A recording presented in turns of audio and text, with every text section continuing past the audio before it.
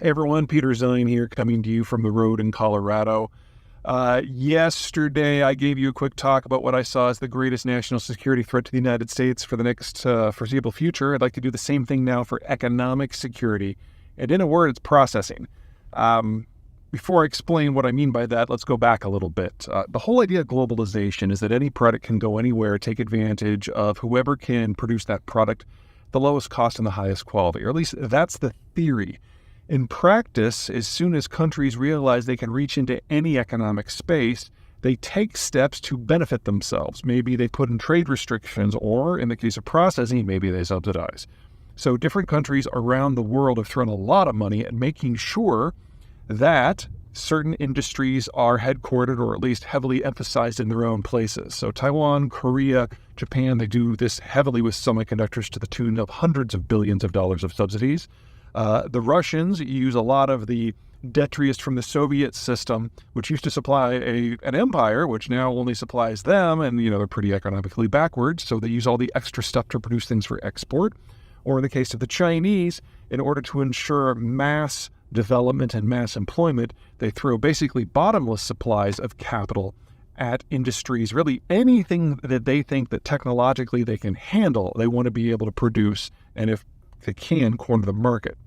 What this means is that other countries, United States, are reliant on countries that have put their thumb on the scales in order to participate in anything else. And now that globalization is breaking down, the United States is facing a double threat. Number one, a lot of manufacturing that used to be done here or could be done here or, from an economic efficiency point of view, should be done here, is done other places. And so a lot of that has to be reshored or nearshored or friendshored. Second, none of this works unless you have the processing. If you have iron ore, but you don't have the processing to turn it into steel, you can't do construction. If you have silicon, you don't have the ability to process it into silicon dioxide, you can't play in the semiconductor space, and on and on and on. So, things kind of fall into three general categories. The first are industrial materials like lithium and copper and iron ore and the rest. The United States in most of these is a bit player in the production and nearly a non-player in the processing. And since the United States is now attempting a mass industrial build-out, it needs to get good at that again. It needs to make partnerships with the countries that have the raw materials. Australia is at the top of that list. Brazil's probably a close second. And then it needs to work with those countries either to do the processing in them or at home. Now, one of the things that I do like about the Biden administration's economic policies, and there aren't a lot, is that the Inflation Reduction Act prioritizes this and says that in order to qualify for certain subsidies for things like EVs, the materials that go into them must be processed within a NAFTA country or an ally that is identified by negotiations, such as Australia. So we are moving in the right direction there, but we need to think of a much broader net. So for example, aluminum. Not only do the Russians and the Chinese dominate about 3/4 of aluminum production in the world, aluminum as a byproduct generates a lot of trace materials like, say, gallium, which are really useful for solar panels. Same thing with silver. Silver processing or copper processing generate a lot of the stuff that you need for rare earth metals. All of this stuff needs to be recaptured in some way.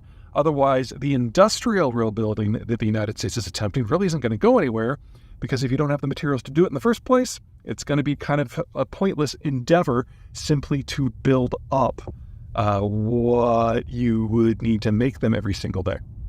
So that's number one. Number two is food. The United States is the world's largest food exporter and is the number one exporter of any number of materials and food products, but we don't do a lot of the value add as part of those exports. This is missing a lot of really low-hanging fruit, and if you look at the world writ large, the same thing that applies to globalization and processing applies to agriculture. Lots of countries, for food security issues, national security issues, protection issues, have made it very difficult for the United States to export, say, soybean meal, but they still allow the import of soy.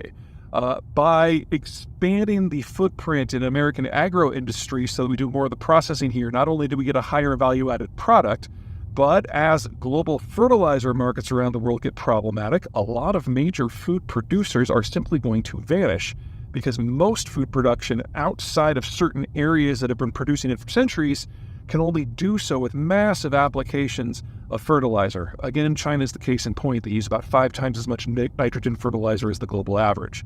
So not only would the United States earn a little bit more money and have a little bit more food security if we did this, we'd also be able to step in and help other places that are suffering from famine more quickly because we'd actually have semi-finished or even finished food products rather than just the raw material. And then the third one is one that the Biden administration is not going to like to hear about, and that is oil. Oil by itself is useless. It has to be refined into diesel and gasoline and naphtha and the rest. And the United States is the world's largest oil refiner and the world's largest exporter of refined product. However, there's this huge mismatch within the American energy sector. Back in the 70s and the 80s, when we were all running out of oil, American refiners became convinced, with good reason, that the future of global crudes were very heavy, very sour, very polluted crude streams. And so what they did was they refined the entire American refining complex to run on the crappiest crude you can imagine, stuff that's just goo or even solid at room temperature. But then we had the shale revolution. And the shale revolution is different in that the crude that is produced from it is super light and super sweet.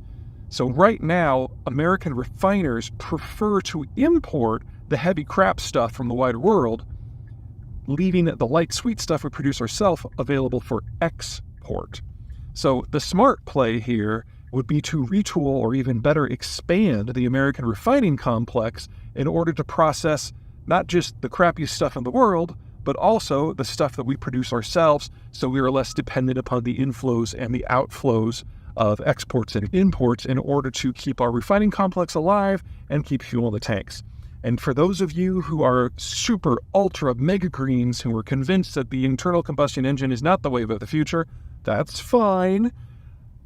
Consider that the most aggressive, realistic plan, and it's not very realistic, for getting EVs on the road and stopping the production of internal combustion engine vehicles is not before 2040, which means as late as 2050, the majority of the vehicles that are still on the road are still going to be internal combustion. So even in the most aggressive plan, we are still going to need tens of millions of barrels of gasoline and diesel and the rest for decades to come if we're going to avoid an energy shock where the whole system just cuts down.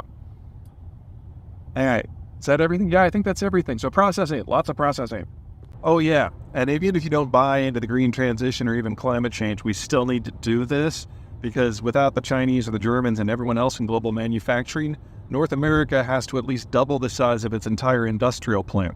And that's a lot of steel, a lot of aluminum, a lot of copper, and all the rest. So really, it doesn't matter what your ideology is. We don't have enough of the intermediate stage of processed stuff that we need to even attempt to do everything else. So let's focus on that first.